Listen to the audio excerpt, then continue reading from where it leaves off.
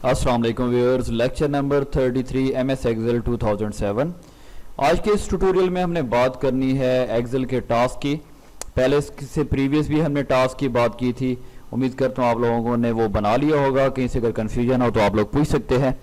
आज जो टास्क है हमारे पास ये है अटेंडेंस शीट। अटेंडेंस शीट के बारे में हमने बात करनी है, किस तरीके से अटेंडेंस शीट जो है किसी स्कूल, कॉलेज, यूनिवर्सिटी या फिर कोई एकेडमी का सिलसिला है उसके लिए भी आप बनाना चाहें बना सकते हैं। और आप चेक करना चाहें कि एक स्टूडेंट जो है वो कितने दिन छुट्टी पर था।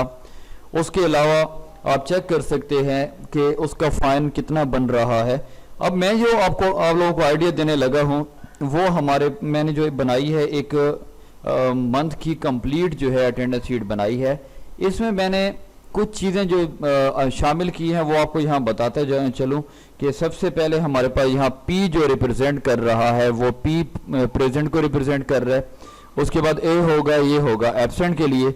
उसके बाद यहाँ प्री होगा प्रेजेंटेशन के लिए, मतलब हमारे यहाँ जो हमारे कंप्यूटर कॉलेज में हफ्ते के दिन प्रेजेंटेशन होती है, तो प्रेजेंटेशन के दिन जो छुट्टी करते हैं उसके दिन हम क्या करते हैं, प्री लगाते हैं। प्री का मतलब ये होता है कि वो जो मंथ इसका फाइन है प्रेजेंटेशन का, वो मतलब कि इस दिन कोई छुट्टी करेगा तो उसकी अगर इमरजेंसी हो तो लीव लगेगी, अदरवाइज यहाँ एब्सेंट नहीं होगी, प्री होगी। अगर वो छुट्टी करता है मंडे के दिन तो उस दिन यहाँ एब्सेंट नहीं होगी, यहाँ या लीव होगी इमरजेंसी की सूरत में, या फिर टी होगा। टी किस लिए होगा? टेस्ट के लिए, कि टेस्ट के दिन अगर कोई छुट्टी करेगा तो उस पर फाइन होगा। उसके बाद एल होता है लीव को रिप्रेजेंट कर रहा होता है। तो ये चीजें पूरे एक महीने का मैंने आपके सामने एक जो है अटेंडेंस शीट बनाई है। इसमें पूरे महीने का आप डेटा लिखकर, इसमें संडे जो है मैंने इसको खाली छोड़ दिया, तो आप लोग भी इसको कलर फिल करा सकते हैं और खाली छोड़ सकते हैं। उसके बाद ये पूरे महीने की जो है अटेंडेंस शीट बन गई। उसके बाद इसको आप ऑपरेट करेंगे, ऑटोमेटिकली आंसर आना चाहिए। तो इसमें ये चीज़ें तो आप नॉर्मली लिख लेंगे, प्रेजेंट है, एब्सेंट है। इसमें कुछ और भी है कि अगर हम एब्सेंट हो तो ये बॉक्स रेड होना चाहिए, अगर ये प्रेजेंट है तो ये बॉक्स जो है वो ग्रीन होना चाहिए। वो कंडीशनल फॉर्मेटिंग पहले भी बता चुका हूँ और इंशाल्लाह जो है अभी भी उसकी हम बात कर लेते हैं। उसके बाद हमने मालूम करना है number of days, total number of days कितने बन रहे हैं। नंबर ऑफ प्रेजेंट जो है वो कितने दिन एक स्टूडेंट जो है वो आया है कॉलेज में, स्कूल में या यूनिवर्सिटी में, कितने दिन उसने छुट्टी की है, और उस पर फाइन जो है वो कितना है वो हमें चेक करना है। तो नंबर ऑफ एब्सेंट है, मतलब कि नॉर्मल डे कितनी उसने छुट्टियां की है। नंबर ऑफ प्री का मतलब है कि कितने हफ्ते के दिन, अगर एक महीने में 4 हफ्ते हैं तो उनमें से कितने प्रेजेंटेशन के दिन वो छुट्टी पर था। 4 हफ्तों मतलब कि 4 डेज होंगे, मतलब हफ्ते के एक महीने में हफ्ते का दिन जो है सैटरडे एक महीने में 4 बार आएगा, तो वो 1 पर नहीं आया, 2 पर, 3 पर या 4 पे। नंबर ऑफ टेस्ट भी इसी तरीके से होगा। फाइन का जो होगा ये टेस्ट का फाइन है। उसके बाद हमारे पास क्या, प्रेजेंटेशन का फाइन होगा और एब्सेंट का फाइन है, और फिर यहाँ हमने करना है टोटल फाइन।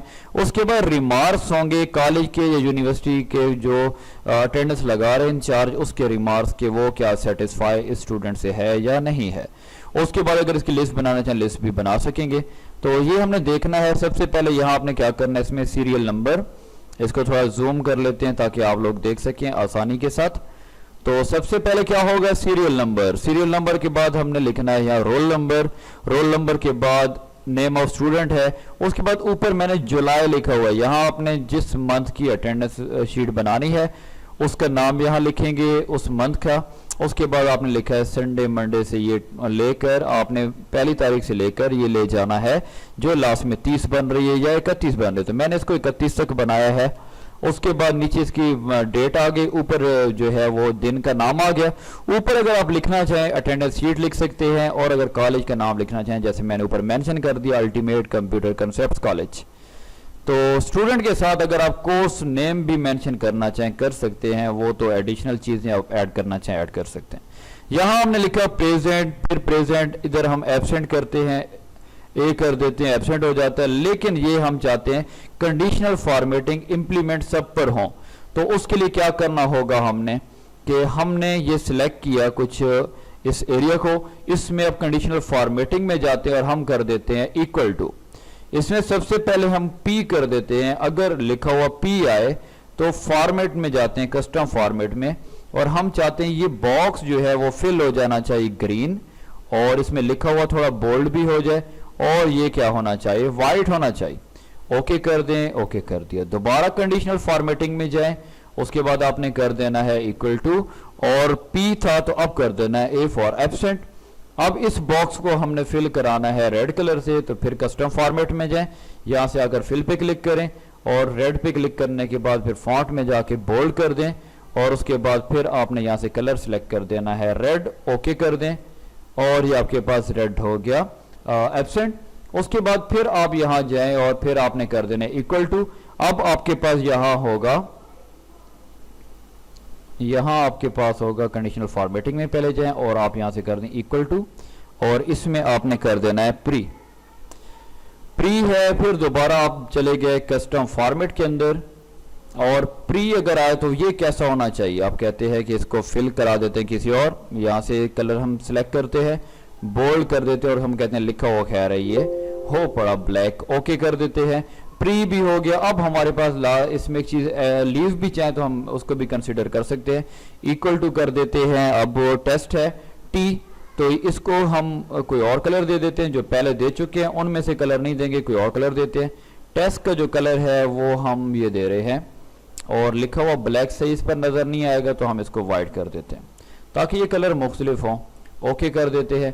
अब लास्ट चीज रह गए हमारे पास, अगर वो भी चाहें आप इसमें लीव भी, तो वो भी कंसिडर कर सकते हैं। इक्वल टू हम कर देते हैं एल लीव के लिए, और अब क्या करते हैं हम यहाँ कस्टम फॉर्मेट पे क्लिक करते हैं, और हम फिल इसको कराते हैं वाइट, और उसके ऊपर लिखा हुआ ब्लैक होगा और थोड़ा बोल्ड होना चाहिए।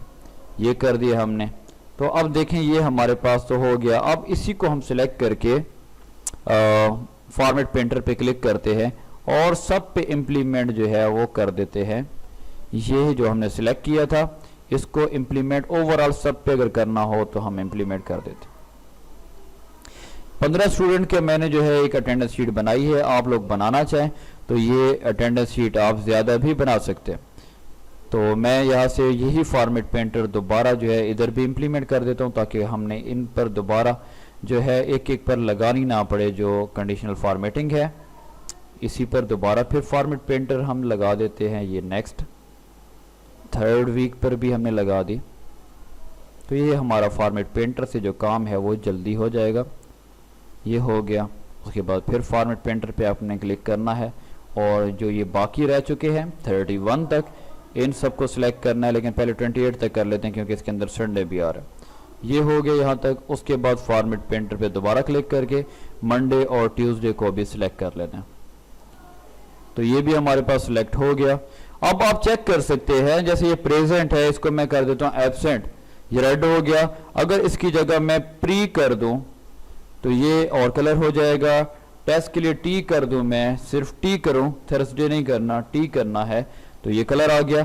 अगर लीव के लिए एल कर दूं तो ये वाइट हो जाएगा। तो ये तो सब पर इंप्लीमेंट हो चुका है।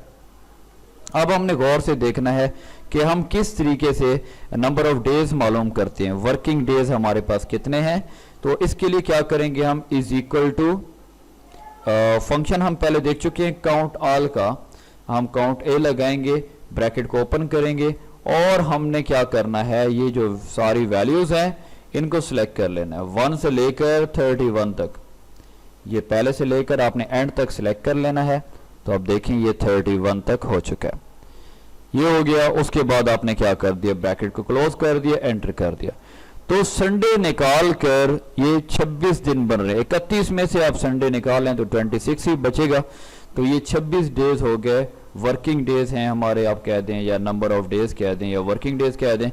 नंबर ऑफ प्रेजेंट जो है तो इसको हम अब कैसे निकालेंगे, तो आप लोगों को खुद आइडिया होना चाहिए। हम पहले फंक्शन कर चुके हैं, आपको थोड़ा इशारा दे देता हूं कि हमने पहले बात की थी जहां स्टेटस निकालने के लिए, तो वहां हमने काउंट इफ यूज किया था। तो वहां हमने काउंट करना था किसको, कि कितनी कंपार्ट्स है। यहां हमने काउंट करना है प्रेजेंट को, तो सेम वही फंक्शन यूज होगा, इज इक्वल टू काउंट, और उसके बाद आपने लगा दी इफ, काउंट इफ। अब काउंट इफ लगा रहे हैं आप, लेकिन आपने क्या करना है, किस पर लगाना है, ये ओवरऑल 1 से लेकर 31 तक आपने क्या करना है, सिलेक्ट कर लेना। 1 से 31 तक आपने सिलेक्ट किया। सेलेक्ट करने के बाद आपने क्या करना है, आपने कॉमा लगाना है और इन्वर्टेड कॉमास के अंदर आपने P लिख देना है, ब्रैकेट क्लोज और एंटर कर दिया।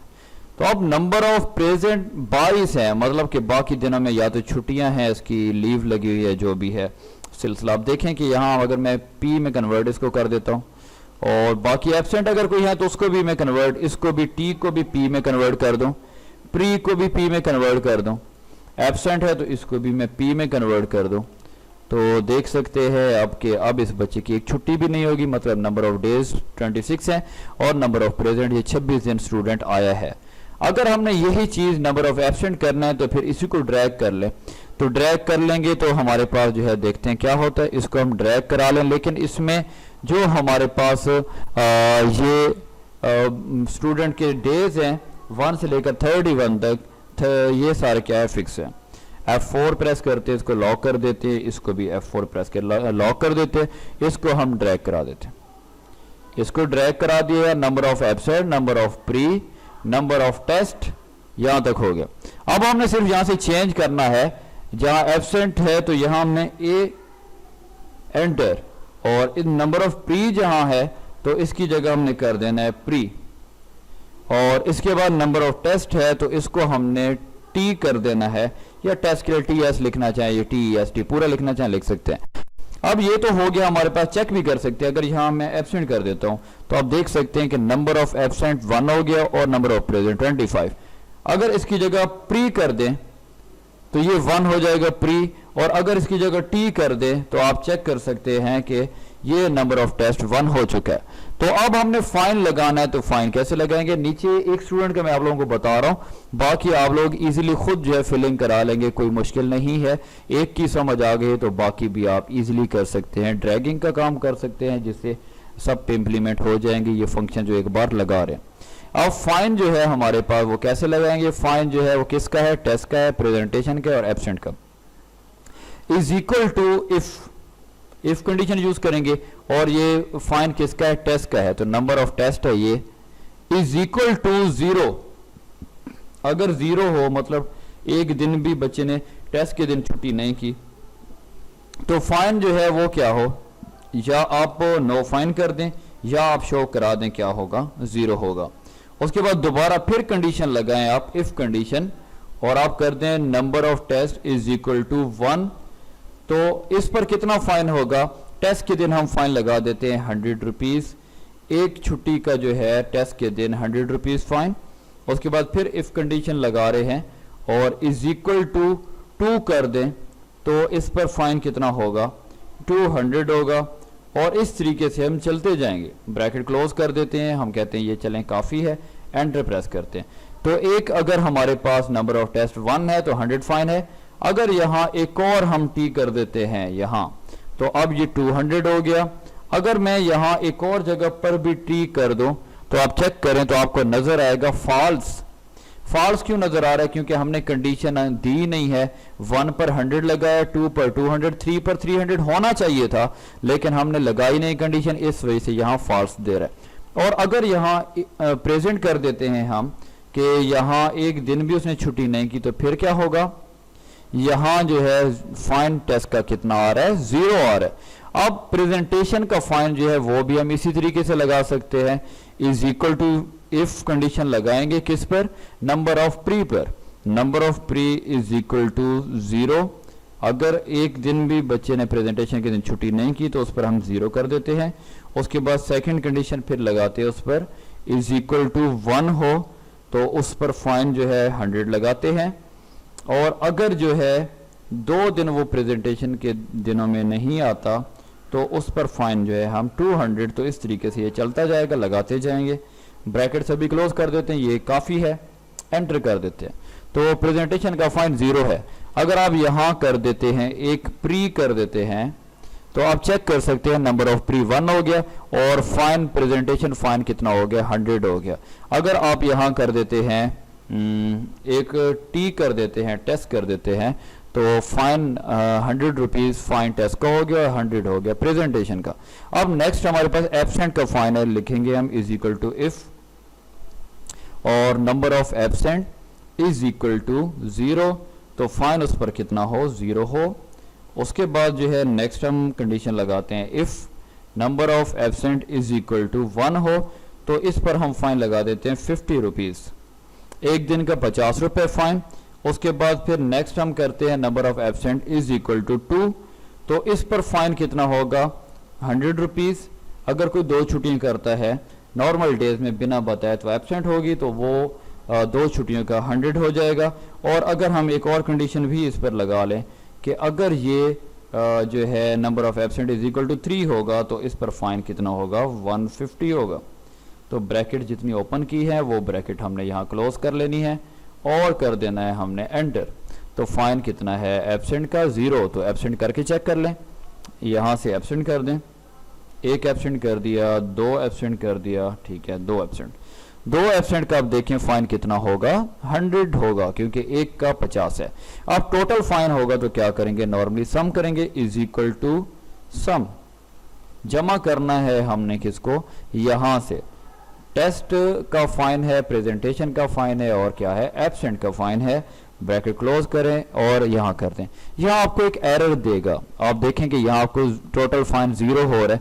तो यहाँ आपने सम का, मैंने आपको सम के 5 मेथड बताए थे, तो आपने जो एक मेथड पहला मैंने आपको बताया था वो यहाँ यूज करना है कि फाइंड टेस्ट जो है इसको, उसके बाद आपने जो है यहाँ प्लस यूज करना है, दूसरा जो है दूसरे को सिलेक्ट करना है, फिर प्लस, और फिर थर्ड को सिलेक्ट करना है और ब्रैकेट क्लोज। तो तीनों फाइन को हमने जो है वो यहाँ प्लस करना है। तो ये इसका फाइन टोटल हमारे पास कितना टोटल आ चुका है, 300। अब यहाँ से हम कुछ और फाइन लगाते हैं कि यहाँ इधर से एब्सेंट कर लेते हैं, किसी को हम प्री कर देते हैं। प्री वैसे होगा हफ्ते के दिन ही, लेकिन सिर्फ चेक कराने के लिए बता रहा हूँ।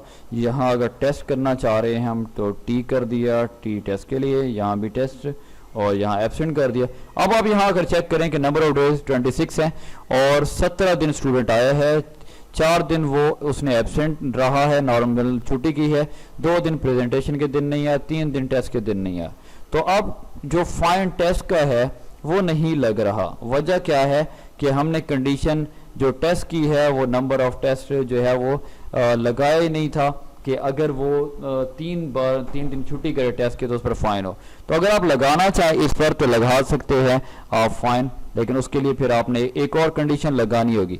लगाना चाहें हम लगा लेते हैं। यहाँ हमारे पास कंडीशन कहाँ है, जहाँ टेस्ट का फाइन है यहाँ, इसमें हम एक और कंडीशन ऐड कर देते हैं यहाँ करके कि इफ़ हमारे पास जो है नंबर ऑफ टेस्ट जो है वो क्या है, AM10 है, इज इक्वल टू 3 कर देते हैं। अब इस पर फाइन कितना हो गया, 300 हमने कर दिया, और एक और ब्रैकेट जो हमने कंडीशन लगाए तो लगा देनी है। तो अब यहाँ फॉल्स नहीं होगा, देख सकते हैं फाइन 300 हो गया। अब यहाँ एब्सेंट का जो है वो कितना हो रहा है, यहाँ फॉल्स हो रहा है। वजह क्या है कि यहाँ हमने 3 तक कंडीशन लगाई है, लेकिन कितने एब्सेंट हो रहे हैं, 4 हो रहे हैं। तो अब अगर चौथी इसमें ऐड करनी है तो फिर क्या करेंगे हम, जहाँ हमने ये कंडीशन लगाई थी वहाँ हमने देखना होगा कि यहाँ दे रहे, तो यहाँ हमने चौथी कंडीशन लगा लेनी है। तो हम लगा सकते हैं यहाँ एक कंडीशन और ऐड कर देते ताकि आप लोगों को समझ आ जाए। इफ़, और इसमें AK10 हमारे पास जो है नंबर ऑफ एब्सेंट है, इज इक्वल टू ये कर दें अगर 4, तो इस पर फाइन कितना हो जाएगा, 150 के बाद 200 रुपये हो जाएगा। एक और ब्रैकेट लगाएं, एंटर, तो ये हो गया। तो अब देख सकते हैं आप फाइन टेस्ट का 300 है, प्रेजेंटेशन का 200 है और 200 रुपये एब्सेंट का है, तो क्या हो गया, ये टोटल 700 हो गया। अब रिमार्क्स लगाने हैं तो रिमार्क्स का ताल्लुक या तो एब्सेंट के साथ आप बनाएं या फिर वो बनाएं प्रेजेंट के साथ के अगर नंबर ऑफ डेज 26 हैं तो स्टूडेंट 22 दिन आए तो वो सेटिस्फैक्ट्री है, अदरवाइज जो है अनसेटिस्फैक्ट्री आप लगा सकते हैं। तो इसमें क्या कर दें, इज इक्वल टू आप इफ कंडीशन लगाएं, तो आपकी मर्जी, आप प्रेजेंट पे लगाना चाह रहे हैं प्रेजेंट पे लगा दें। तो यहाँ आप कर दें नंबर ऑफ प्रेजेंट, ठीक है, number of present greater than is equal to 22, then satisfactory, satisfactory कर दिया, अदरवाइज क्या है, ठीक है, हमारे पास क्या होगा, नॉट सेटिस्फैक्ट्री कर दें। या फिर इस पर जो है कंडीशन आप क्या लगा सकते हैं, सेटिस्फैक्ट्री, या फिर आप कर सकते हैं जैसे कंडीशन लगती है वेरी पुअर भी कर सकते हैं, वेरी पुअर कर देते हैं। तो ये एक रिमार्क्स हैं जो टीचर की तरफ से हैं, वेरी पुअर। वजह क्या है कि स्टूडेंट ने के जो एब्सेंट ज़्यादा हैं, प्रेजेंटेशन में भी टेस्ट में भी काफ़ी हद तक इसकी छुट्टियां हैं। अगर इसको हम यहाँ से प्रेजेंट कर देते हैं और इसको ले जाते हैं नंबर ऑफ प्रेजेंट 22 तक ले जाते हैं, तो फिर आप चेक कर सकते हैं क्या होता है। यहाँ से इसको प्रेजेंट कर दिया, यहाँ से भी प्रेजेंट कर दिया, ये नंबर ऑफ प्रेजेंट 22 हो गया, या 22 कहा था हमने, या 22 से ज़्यादा हो तो 22 हो गया। तो आप देख सकेंगे यहाँ हमारे पास हो गया सेटिस्फैक्ट्री, कि इस ये जो है कंडीशन जो है वो उससे हम सेटिस्फाई हैं। तो ये हो गया। अगर इसको भी कलरिंग देना चाहें कंडीशनल फॉर्मेटिंग से दे सकते हैं। तो ये एक आपकी जो है वो अटेंडेंस शीट है जो मैंने एक स्टूडेंट की कम्प्लीटली आपको बताई है। आप बनाना चाहें तो ये सबकी बना सकते हैं। फिर इनकी जो है एक रिपोर्ट तैयार करना चाहें, जैसे आपको रिजल्ट कार्ड का बताया था उस तरीके से इनकी रिपोर्ट भी तैयार कर सकते हैं। और जैसे मैं दोबारा बार बार आपको वी लुकअप का बता रहा हूँ, बहुत अहम चीज़ है कि यहाँ अगर आप चाहते हैं सीरियल नंबर हो, जब हम सीरियल नंबर लिखें तो उस स्टूडेंट का जो है वो फाइन वगैरह आ जाए, या साथ में जो है और भी डेटा चाहते हैं तो एंड वाला हम 2 डेटा इधर इस टास्क जो है मैं कर रहा हूँ इसमें ऐड कर लेते हैं ताकि आप लोगों को समझ आ सके। सिर्फ एंड वाले 2 इसमें ऐड कर देते हैं कि हमें इसकी छुट्टियां वगैरह का पता ना चले, हमें सिर्फ इसका टोटल फाइन पता चले और रिमार्क्स पता चले। इनको हम कॉपी कर देते हैं, कंट्रोल सी करेंगे, कॉपी कर लिए, कॉपी करने के बाद कंट्रोल वी कर दें, या जहां पर हमें ये चाहिए वहां आकर एंटर प्रेस कर दें, ये आ गया। अब इनको इक्वल करना है, एक जैसा कर दें आप ताकि बेहतर लगे। इसको आप यहां से मर्ज कर दें, ये हो गया। कलर वगैरह थोड़ा चेंज करना चाह रहे हैं ताकि थोड़ा बेहतर लगे, आप चेंज कर सकते हैं, लिखा हुआ वाइट कर दें। अब यहाँ सीरियल नंबर लिखते हैं, उसकी डिटेल हमें यहाँ चाहिए तो क्या करेंगे, सेम वही है जो वी लुकअप पहले आप लोगों को मैं बता चुका हूं, दोबारा देख लीजिए ताकि आप लोगों को साथ साथ ये क्लियर हो जाए। Is equal to V lookup, is equal to V lookup, और आपने क्या किया, ब्रैकेट जो है उसको ओपन करना है। उसके बाद लुकअप वैल्यू हमारे पास ये है जिसको चेंज करने से ओवरऑल डाटा चेंज हो। कॉमा लगाकर आपने क्या करना है, ये जितना आपको डाटा नजर आ रहा है इस सारे को कर लेना सिलेक्ट। ये कहां तक है, जहां तक डाटा है आपने वहां तक इसको सिलेक्ट कर लेना। तो ये कहां तक आ रहा है, ये रिमार्क्स तक है, आपने इसको क्या कर लिया, सिलेक्ट कर लिया। अब हमने ये देखना है कि कॉलम नंबर कौन सा है जो हमें चाहिए। हमें क्या चाहिए देख लें, इसमें हमने यहाँ कॉमा लगाना है और हमें चाहिए टोटल फाइन। तो टोटल फाइन जो है वो कौन सा नंबर कॉलम है हम चेक कर लेते हैं यहाँ से। इसके बाद जो है हमने कॉलम नंबर देना है, तो टोटल जो फाइन वाला कॉलम है वो आप चेक कर लेंगे, गिन लेंगे कॉलम नंबर कौन सा है। तो 43 बन रहा है कॉलम नंबर। उसके बाद कॉमा लगाकर आपने क्या करना है, 0 जो है फॉर एग्जैक्ट मैच, और आपने एंटर प्रेस करना। तो टोटल फाइन इसका बन रहा है कितना, 300। अगर आप 2 लगाएंगे तो उसका फाइन 0 है, 3 लगाएंगे उसका फाइन 0 है। वजह यह है कि हमने वहाँ मेंशन ही नहीं किया अभी, वहाँ हम लिखेंगे तो चेक कर सकते हैं। अगर हम लगाना चाहें लगा सकते हैं, या मैनुअली तौर पे मैं लगा लेता हूँ ताकि आप लोग चेक करना चाहें चेक कर सकते हैं। देखें कि हमारे पास यहाँ जो ये फाइन है पहले नंबर वाले का उसका 300 है, दूसरे का मैं 255 कर देता हूँ, फिर 240 कर देता हूँ, 200 कर देता हूँ, 4 का मैंने दे दिया है। तो आप चेक करना चाहें चेक कर सकते हैं कि किस तरीके से जो है यहाँ 2 नंबर वाले का कितना है 255, 3 है उसका और 4 है उसका, आप चेक कर सकते हैं। अब इसी को हम ड्रैग कर सकते हैं, या फिर आप दोबारा लगाना चाहें ये फंक्शन लगा सकते हैं। तो हम इसको ड्रैग कर लेते हैं। जो वी लुकअप में लुकअप वैल्यू है इसको हमने क्या कर देना है, लॉक कर देना है। उसके बाद ये जो टोटली आपका एक टेबल अरे है इसको भी लॉक कर देना है, इसको भी हमने लॉक कर दिया। उसके बाद एंटर कर दें और इसको ड्रैग कर दें। इसको ड्रैग करेंगे तो ये 200 आएगा। इसका हमने कॉलम नंबर जो है वो चेंज करना है। 43 है तो सेगुलर रिमार्क्स का 44 है, एंटर कर दें तो इसका रिमार्क्स है ये आना चाहिए 1 पर, आप चेक करेंगे आएगा। सेटिस्फैक्ट्री 2 पर नहीं आ रहा क्योंकि दिया हुआ नहीं, और खाली जो सेल होता है वो एम्प्टी 0 के बराबर होता है। इस वजह से जो है एम्प्टी सेल 0 के बराबर होता है, इस वजह से आपको शो कराता है 0। तो ये हो गया। अब इस पर दोबारा मैं आपको बता रहा हूँ लिस्ट कैसे बनाई जाती है। 1 से लेकर आप जहाँ तक, चाहे वो 100 है या 1000 भी क्यों ना हो, जितना डाटा है उनको आप सिलेक्ट करेंगे 1 से लेकर, ये सीरियल नंबर जैसे थे। तो मैंने यहाँ 15 तक सिलेक्ट किए। सिलेक्ट करने के बाद आपने क्या करना है, ऊपर जाना है फार्मूला में, और फार्मूला में जाकर आपने क्लिक करना है। यहाँ आपको नज़र आएगा डिफाइन नेम। डिफाइन नेम पे क्लिक किया आपने, यहाँ कोई भी दे देंगे, मैंने n लिखा और यहाँ आकर ओके कर दिया। अब हमने यहाँ लिस्ट बनानी है, वहाँ क्लिक करेंगे। सीरियल नंबर पर यहाँ हमने लिस्ट बनानी है, क्लिक करते हैं, डाटा पे क्लिक करते हैं और यहाँ आकर करते हैं डाटा वैलिडेशन। डाटा वैलिडेशन में यहाँ अलाउ एनी वैल्यू है, यहाँ हम कर देंगे लिस्ट और जो नेम वहाँ n दिया था तो यहाँ कर देंगे इज इक्वल टू n और कर देना है हमने सिंपल ओके। तो आप देख सकते हैं कि यहाँ हमारे पास लिस्ट बन चुकी है, जिस पे आप क्लिक करेंगे उसका रिकॉर्ड सामने आ जाएगा। तो ये हमारे पास एक जो है टास्क था आप लोगों का। उम्मीद करता हूँ आप लोगों को समझ आया होगा। प्रीवियस टास्क भी जो है वो भी काफ़ी ज़बरदस्त था। अगर आप लोग जैसे वो बिजली का बिल था, अगर आप समझना चाहें काफ़ी कुछ उसमें आपको समझ आ सकता है, क्योंकि फंक्शन जितनी भी आपको ग्रिप हो जाए तब तक आप जब तक इस्तेमाल करना नहीं आता ये फंक्शन आपके किसी काम के नहीं है। तो इस वजह से मैं कोशिश कर रहा हूँ कि लेक्चर के दरमियान में कुछ थोड़ा बहुत टाइम निकाल कर आपके लिए टास्क बनाएं जिनसे आपका ज़्यादा से ज़्यादा फ़ायदा हो सके। ये अटेंडेंस शीट थी, इसके अलग से अगर रिपोर्ट तैयार करना चाहें आप और एक से मज़ीद आप रिपोर्ट बनाना चाहें, सेम वही तरीका है जो आपको मैंने रिज़ल्ट शीट बनाने के टाइम रिज़ल्ट कार्ड का बताया था वी लुकअप के थ्रू। तो अगर कहीं से आपको कन्फ्यूजन होती है आप पूछ सकते हैं, और अगर आप काम अपना चेक कराना चाहें मुझे ईमेल के थ्रू या व्हाट्सएप करके चेक भी करा सकते हैं, ताकि आप लोगों को मैं कहीं से गाइड करना है गाइड कर सकूं, और कोई क्वेश्चन होता है आप क्वेश्चन कर सकते हैं। इंशाल्लाह कोई भी प्रॉब्लम होगा आपको उसका सोल्यूशन बताया जाएगा। उम्मीद करता हूं आप लोगों को इस ट्यूटोरियल की समझ आई होगी। आप ज़रूर जो है कमेंट्स में बताया करें कि आपको समझ आ रही है, कहीं से कन्फ्यूजन होती है तब भी आप कमेंट किया करें। इंशाल्लाह मिलते हैं नेक्स्ट ट्यूटोरियल में, तब तक इजाज़त दीजिए। अल्लाह हाफिज़।